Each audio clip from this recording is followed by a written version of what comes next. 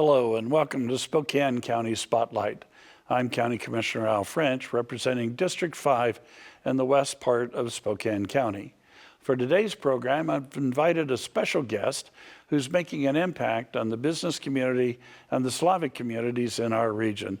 Welcome, Pashas Pechenov. Pasha, thank you for being here. Thank you, Al. It's my pleasure to be here. Yeah, tell us a little bit about yourself and the journey that brings you to Spokane County. Yeah, we'd love to share. I grew up in Ukraine. We came here with our family in the year 2000. Actually, I got to learn some of my first English on the plane here. I learned how to say, "Can I have a Pepsi?" Mm-hmm. We moved into the West Central area first. When we came here, then we moved to the Valley.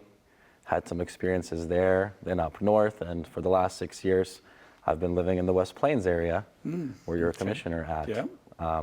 Been happily married 14 years, have 3 kids, have a 12-year-old, a 10-year-old, and a 9-month-old. Wow. Got 2 dogs, a poodle, and a King Charles Cavalier. Living the American dream. There you go. Very good. Welcome.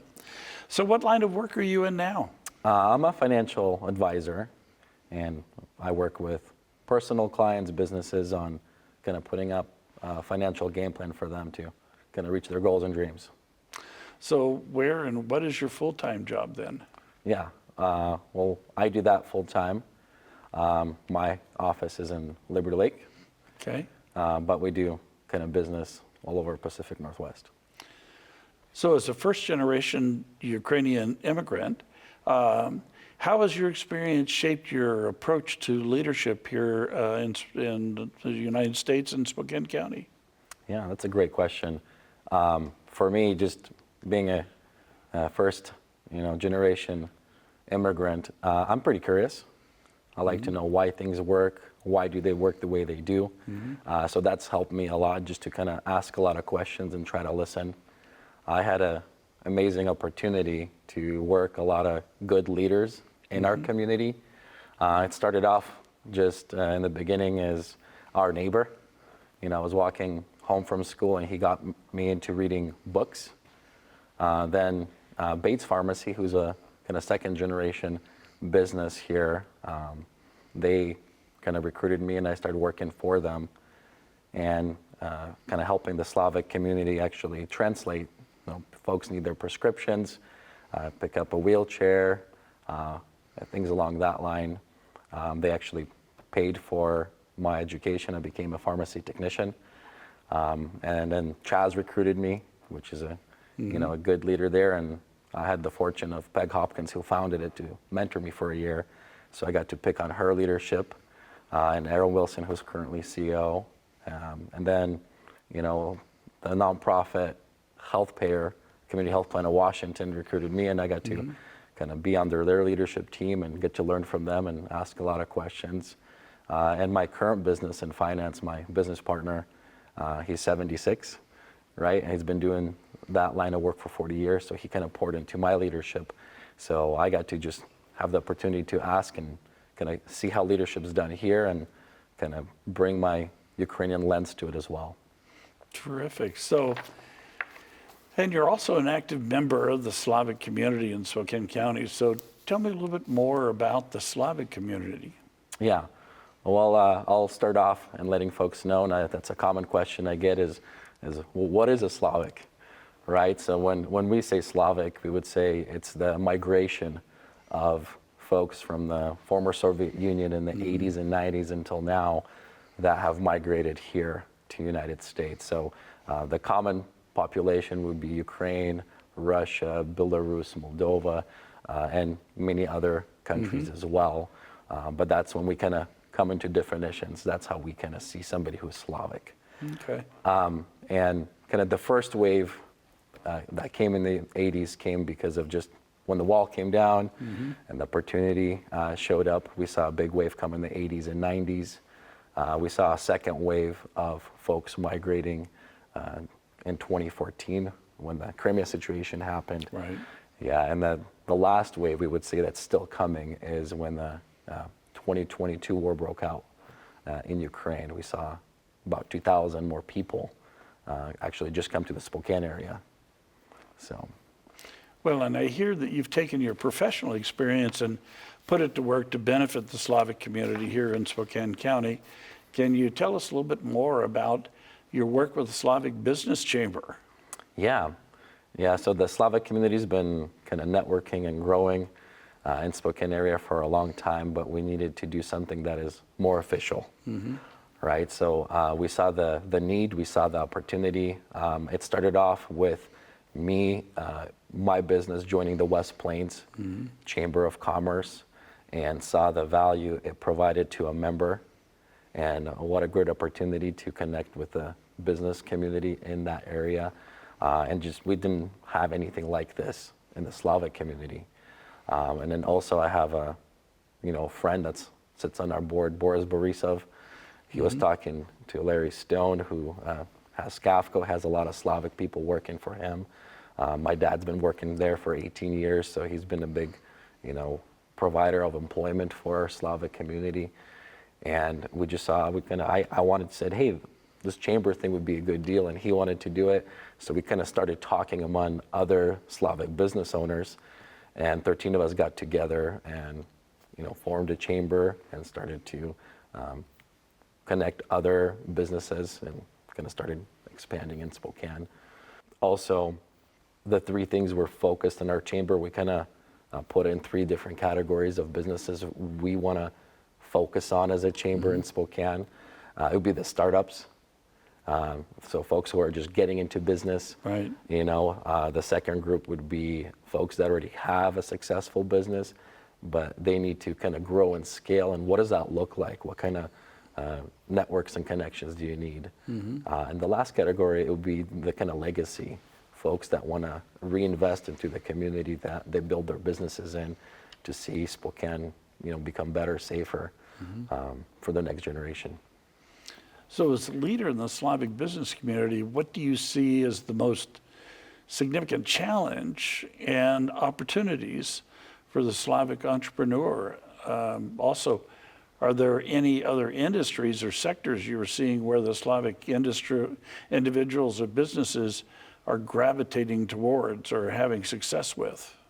Yeah, I think the common challenge would be the language barrier for folks that are coming in, kind of business and business structure when they're starting, especially for folks that migrated here. They might have been exposed to business, but it's in a different culture, different country, and just business is done differently. So I think just a language barrier, finding out the network, right, other peers in business, if they don't have those connections yet, it might be a little challenging. Also, resources that might be available in a preferred language would be ideal. But the opportunities that we see for those businesses would be kind of leverage their cultural strengths. A lot of folks that are coming to Spokane is skilled labor, so seasoned professionals. So we see that opportunities. How do we bridge that gap between the Slavic community, non-Slavic community, and have them kind of integrated together? And some of the industries we saw kind of boom would be industries that need minimal English to enter.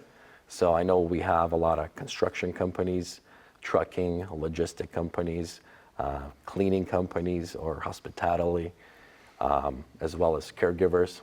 So those are the common kind of industries that we saw kind of boom and do pretty well here in Spokane that are Slavic.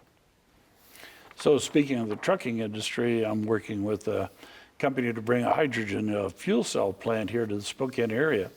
A new hydrogen plant in Spokane will revolutionize the trucking industry and make a green fuel, which is going to be providing a cost-effective, sustainable, and efficient fuel source, enabling long-term operations, reducing emissions, and boosting the local economy. But moving on, how would you describe the role of the Slavic business community in Spokane County's larger business environment? Yeah, so the Spokane Slavic business community is an integral part of our business infrastructure, kind of to contributing to kind of diverse services. They're, I would say, a key player. They utilize a lot of services rendered, but as well as they provide some of those services and help with the development and expansion. So, they're, I would say, a major player in our business community because of the population size, right? About 10% of Spokane community is Slavics. So, just the sheer numbers, kind of put them a big player in our business community. That number is pretty significant. I don't think a lot of people realize how much of our local population is or are members of the Slavic community. So, but how do you think the Slavic Business Chamber can help bridge the gap between the Slavic community and local businesses that are well established already here? Yeah, that's a great question. And how we see that happening through the chamber is creating that bridge, creating that pathway where we can kind of start off with education and mentorship, creating opportunities from Slavic and non-Slavic businesses to learn from one another, find out each other's strength, and kind of also learn. I know there's some industries that are not common for folks in the Slavic, business to go into, but it's been expanding. So they're getting into a lot of different businesses that they didn't maybe 10 years ago. But it'd be nice to kind of connect and that way they don't have to recreate the wheel, learn from one another. Another one is, I would say, kind of talent recruitment and tailored recruitment. We have a lot of successful non-Slavic businesses that need a pool of talent to draw from, and people forget that there's the Slavic community in town. That's 10% that they can pull from. But the marketing might look a little different. The recruiting of flyers might look a little different. That's tailored to that community. Maybe it's something that's put in, in the language that they understand. Maybe it's, recording a video. So creating those different opportunities of currently non-Slavic businesses that need some talent recruitment, and vice versa. Maybe there's some Slavic businesses that need a position filled and they need to go to outside the Slavic community to fill that position. Also, we see businesses collaborating with one another, right? So maybe there's a project that, a Slavic and non-Slavic business can come together and execute on, which would be a great opportunity to kind of start making those relationships. And that's we're kind of really excited about as a chamber, is to make that happen. And we're also looking at opportunities to partner with other chambers in the community already, kind of learn from them, partner with them on, mutually coordinated projects that we can do together or host something together. Right. So for viewers, Spokane County has enjoyed a robust job growth in recent years, especially in the West Plains, in my district. I'm proud of the work that the private sector has done to recruit, retain, and grow local employment base. We know a job is much more than just a paycheck. It provides dignity, a chance for a better life, chance to buy a home and raise a family. What are some of the new and exciting businesses you see being formed in our region, and what are these jobs, what do they mean for the Slavic community? Yeah. Well, again, thank you for bringing some bigger companies. I know Amazon's been a big project that you were a part of, but it provided a lot of jobs locally, especially to our Slavic community that's kind of getting into the workplace. I even have some, family members that get to, work at Amazon or help kind of engineer that facility. So it's kind of nice to see that. I know some of the other big employers that helped out was like Huntwood Cabinets, employed a lot of Slavics that are coming in. We mentioned Skafco's been a big one for many years. Davenport, both casinos that are in your area. So they're the major employers here that we kind of notice that folks gravitate to. But something that's unique about our Slavic community, folks are just entrepreneurial minded. They like to start businesses, and the folks that just migrated here and folks that have been I know folks open up a coffee shop, a barber shop. There's a couple of them looking how to open up a few restaurants. So those are the kind of new and exciting businesses that are in the works. Well, I know that my personal experience with working with various members of the Slavic community is the one characteristic is they are extremely hardworking, and in many cases they've got skill sets that we as a community and as a country have lost over the years, and they bring incredible talent, especially in the trades. I'm thinking about woodworking and tile and a number of the construction industries, me and being an architect, having the opportunity to work with them and stuff, and they are incredibly talented. And boy, you talk about hardworking.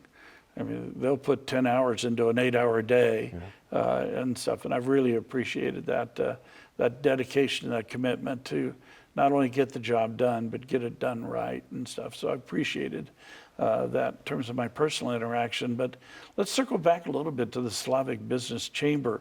Where do you see it in 5 years, and what steps are you taking now to achieve that vision? Yeah.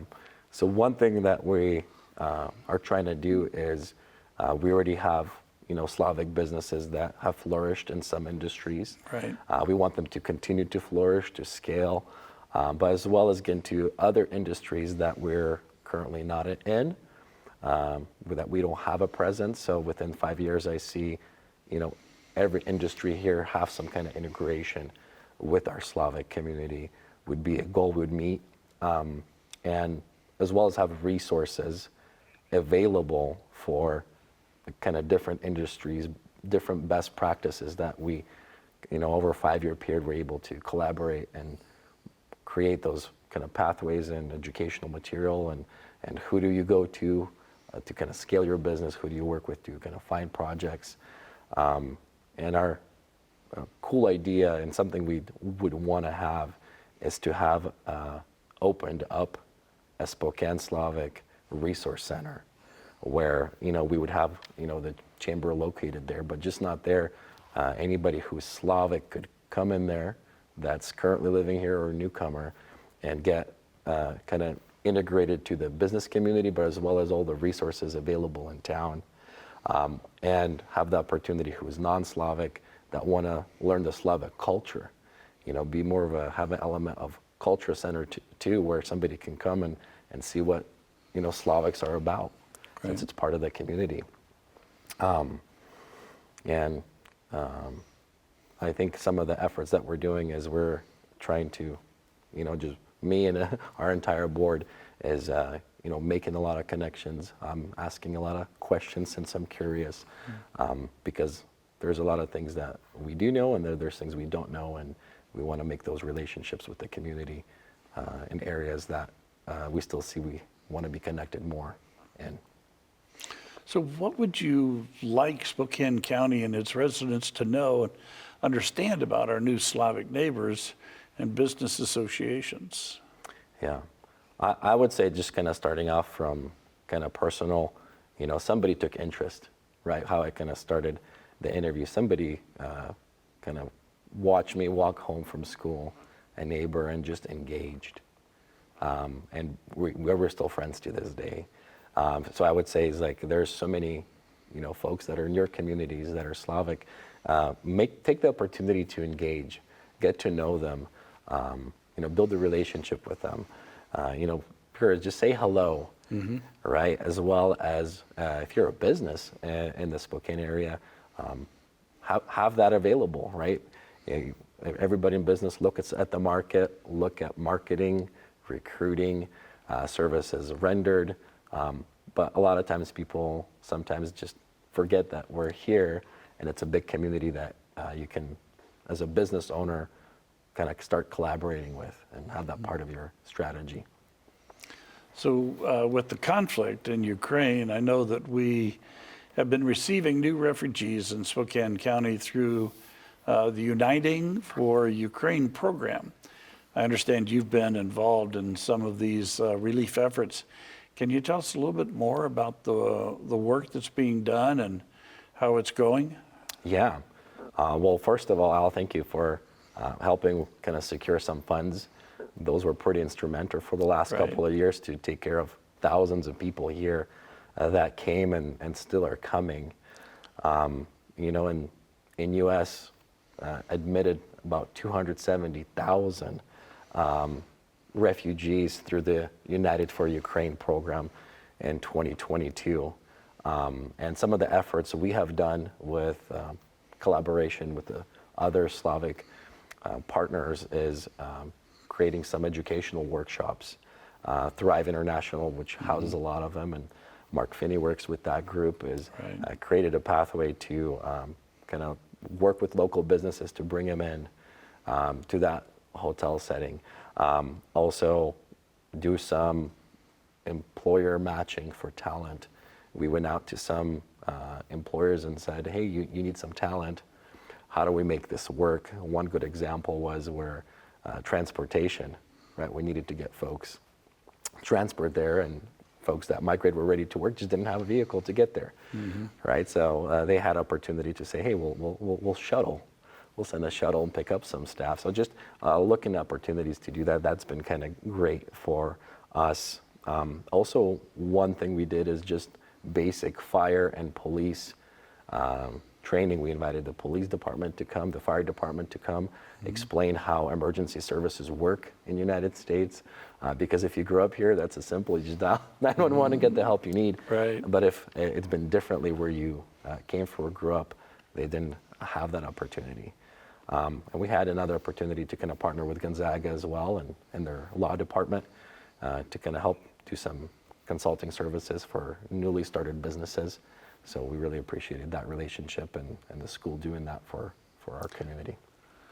So over the years, I've had the privilege to have been invited to several of the Slavic churches in Spokane. I mean, the Slavic community is very much faith-based, and it's a very supportive community, mutually supportive, not only of the members in the Slavic community, but like you've said before, they want to really integrate into the community here in Spokane and be part of that effort.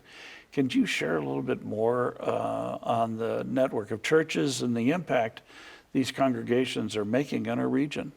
Yeah. So there are, more than 20 churches here in town. It's a big network. Churches can engage the communities that they worship in. And anytime there is a need, right, we had the need with the recent fires in the community, and they got together and kind of asked what's needed and can kind of wrap around the community as well. Also, churches are a big center for keeping some of the cultural elements as well. So there's kind of music programs. There's language, right? Somebody who wants their kids to still, learn Russian or Ukrainian. There's classes there that are available, which is an amazing resource for the community. Also, there's whole kinds of different social groups and events that they try to create for the community here. So they're a big part of our Slavic community.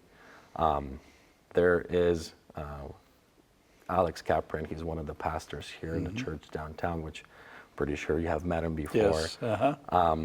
They had a big wave, the way he came here, but he had a member of his church that actually spent 10 years in a Gulag camp, right? And his cellmate was Alexander Solzhenitsyn that writes a lot of literature. Right. There's a book called One Day in Life of Ivan Denisovich that kind of captures that one day in a Gulag camp. That it's a Russian fiction story that was put together, and there's a character that was a cellmate called Alexei the Baptist, right? And then he's actually a member of a local church here in Spokane. He goes to Alex's church, and when the U.S. Embassy interviewed him in the 90s to bring him to the United States, they asked him, do you have any kids? And my mom's the youngest daughter, so because of my grandpa, we were able to come here in the year 2000. So finally, I know we have several local restaurants and stores catering to the Slavic community. Are there any you would like to highlight for our viewers?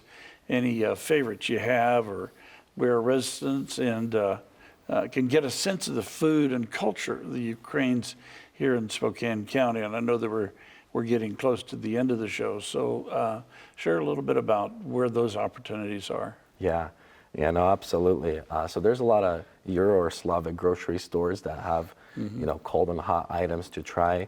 Also, they kind of inventory a lot of ingredients that are imported here. So folks that want to try some, food, they could go there. I have a favorite local pastry place. It's called My Flavor.